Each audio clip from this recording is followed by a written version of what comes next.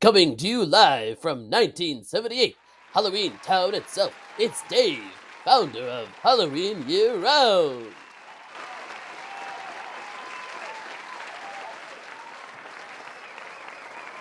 Thank you so much for all being here, my lovely live audience. This is our first show we've ever done live in front of an audience, and I think that it's the perfect movie to talk about. For you see, I'm Dave, founder of Halloween Year Round, coming to you from 1978, hence the hair and beard. And I'm here to talk about one of this movie's grooviest, most disturbing, scariest horror films I've ever seen. I, of course, mean Late Night with the Devil. What you're about to see You okay, Jack? is profoundly disturbing and shocking. You get out there, Mr. Midnight, and you knock him dead.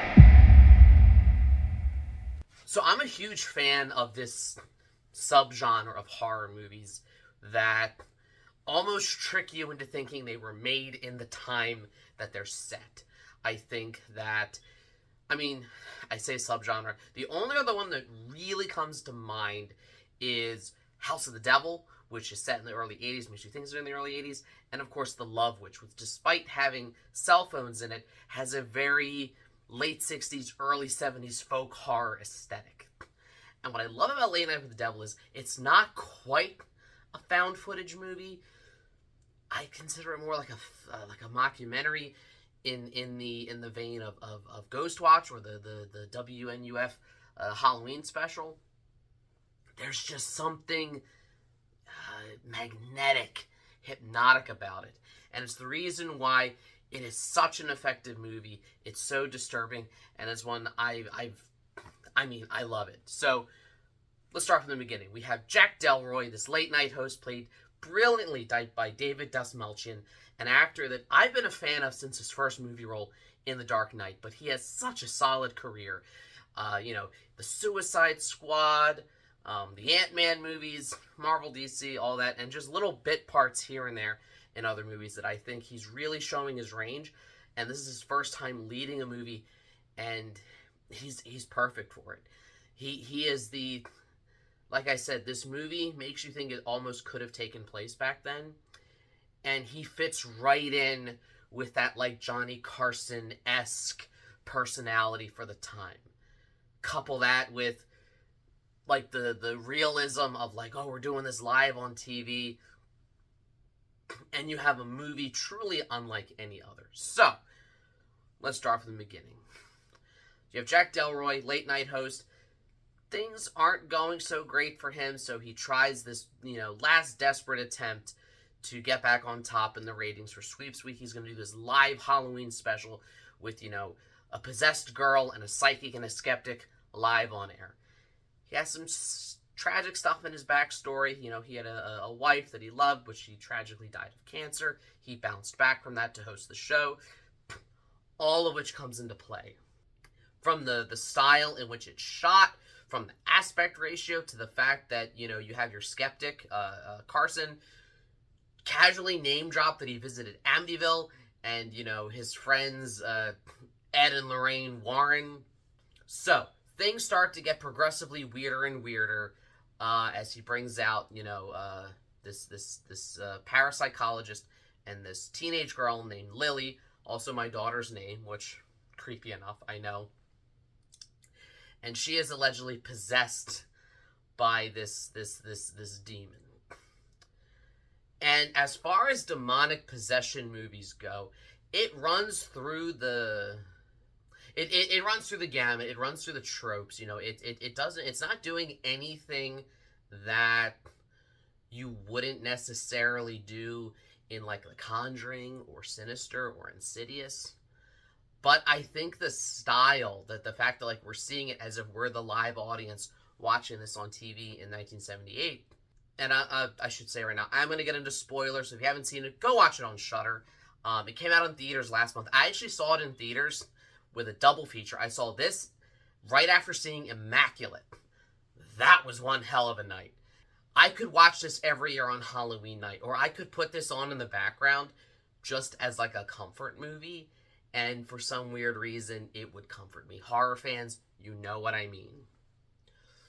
So, all the while, we have kind of the central idea, the central theme of Jack Delroy, that, you know, this is his ticket to the top, and the more sensational it gets, kind of the more he starts pushing it. So, like, when the psychic he has on early on gets sick, and he finds out died on his way to the hospital, that doesn't dissuade him. When he's clearly exploiting, you know, a teenage girl who herself had a very tragic backstory, it's all for the ratings. Like the more horrified even his own, like, sidekick producer is, the more Jack Delroy is motivated to just, well, it's all for the greater good. It's all for the views. It's all for the... What I'm saying is, as a fellow content creator and host of my own YouTube channel, I get it. Now, did I make a pact with the devil? Did I allegedly sacrifice my own wife like he did in order to get more success and get on top? Did I do all those things? No, I did not. Not yet, at least. What I'm saying is, I think Delroy is such a relatable character. And again, the way Desmalchian plays him with such range that you can tell, like, as these things are unfolding, there's a part of him that's hesitant. There's a part of him that's kind of horrified at what's going on. But there's another part of him that, like Saul Goodman, just sees opportunity. He sees big dollar signs, big ratings, big views. And ultimately, in the end, I mean, that's what ends up mattering most. There's a real kind of, like, you sell your soul to get ahead theme in that, literally and figuratively.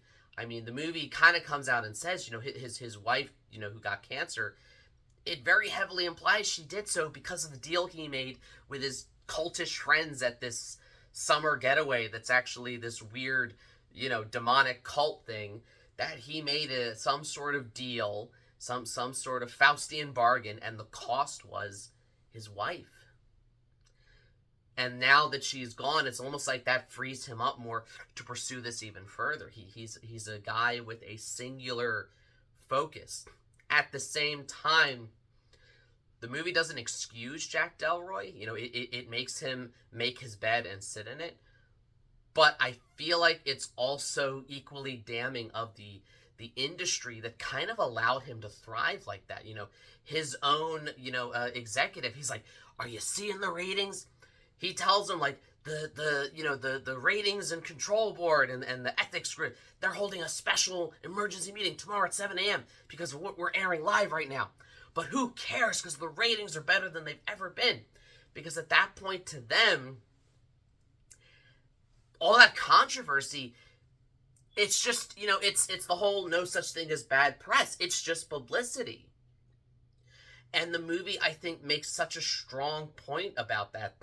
It's almost like, style alone, it's a lot of fun. And things like Ghost Watch and again, the WNF Halloween special, they're a lot of fun, but they don't quite pack the, I don't want to say the message, because I'm not trying to say the movie's preachy, because it's not. I'm just saying that they don't have these strong thematic elements and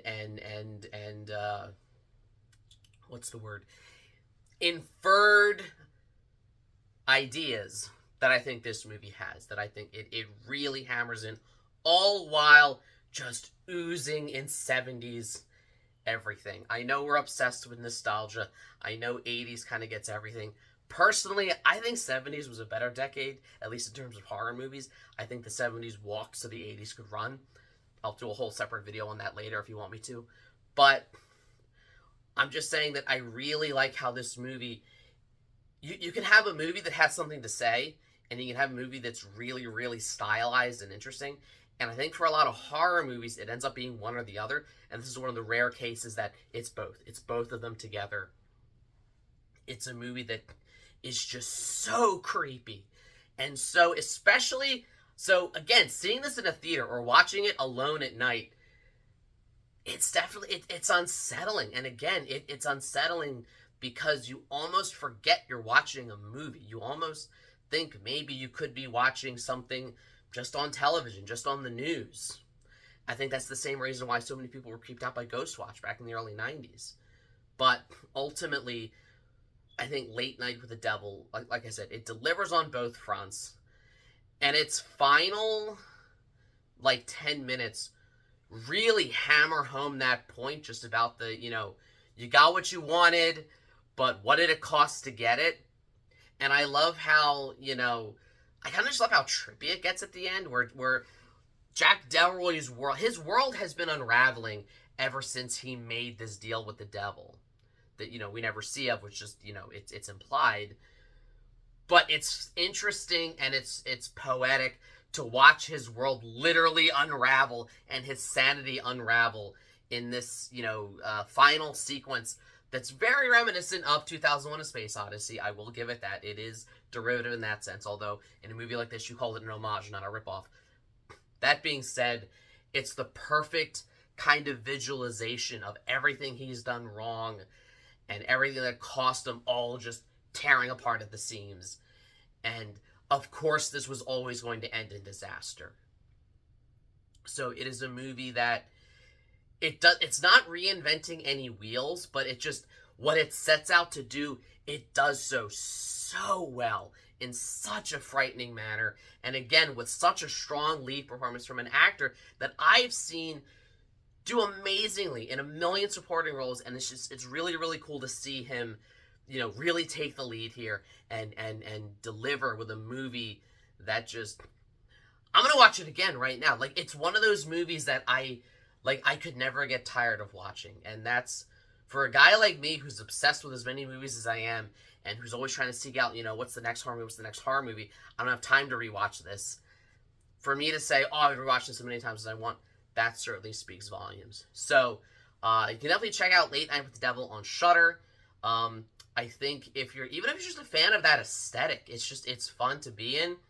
And in a weird way, it's also kind of a commentary on, we've all heard of the quote-unquote late night wars, whether it was Leno versus Letterman, whether it was Leno versus Conan O'Brien, and just how, competitive it is.